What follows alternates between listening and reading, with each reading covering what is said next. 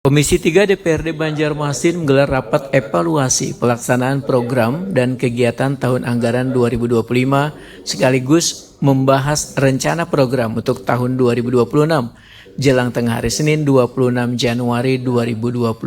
Rapat dihadiri sejumlah satuan kerja perangkat daerah diantaranya Bapeda Litbang Banjarmasin serta Dinas Perumahan Rakyat dan Kawasan Permukiman Banjarmasin.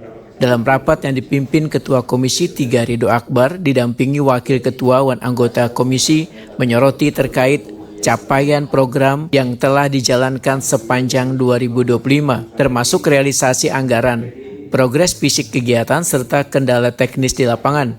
Evaluasi dilakukan sebagai bagian dari fungsi pengawasan DPRD untuk memastikan setiap program berjalan sesuai target dan memberikan manfaat gasan warga.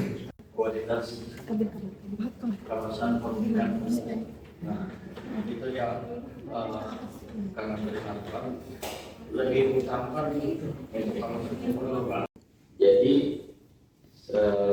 belum minta itu dan tadi belum apresiasi juga terhadap kinerja dinas pergeng. Ketua Komisi 3 DPRD Banjarmasin Ridho Akbar menyatakan evaluasi kadang hanya bersifat administratif tetapi juga menyentuh aspek efektivitas dan dampak program.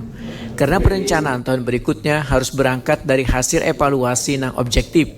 Komisi 3 juga meminta agar perencanaan program 2026 disusun lebih terukur dan selaras dengan kebutuhan prioritas kota, khususnya dalam sektor infrastruktur, perumahan, serta penataan kawasan permukiman. Ya, siapa yang tetap lah, itu kayak gitu.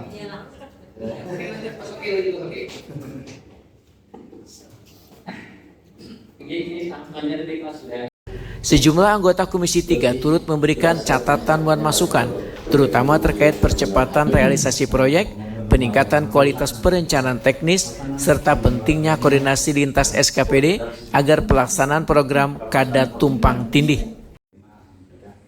Semua sudah tercapai dan keuangan dan di atas 90%. Apresiasi buat Dinas Pergeng.